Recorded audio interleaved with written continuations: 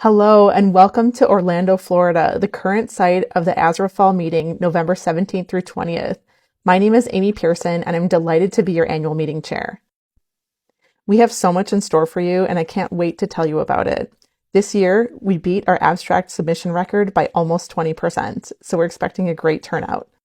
We have something for everyone, including workshops on ultrasound and fluoroscopic blocks, including truncal, epidural, and peripheral blocks. This year we have a new format called ASRA Tracks, where you can choose the track that interests you most and follow it throughout the day, really concentrating your knowledge and getting you closer to the faculty you want to learn from. Even the poster sessions are organized by topic. This year's theme is making connections, and every aspect of the meeting has been planned with this in mind. We have brought in pain faculty from every discipline and from all over the world. From emerging diagnostics and treatments in some of the most difficult to treat pain syndromes to the most advanced spinal interventional techniques, we have something for everyone every minute of this conference. So bring your colleagues, your family, or just yourself, but we hope that your presence with us will help make magic happen and alter the course of pain care for years to come.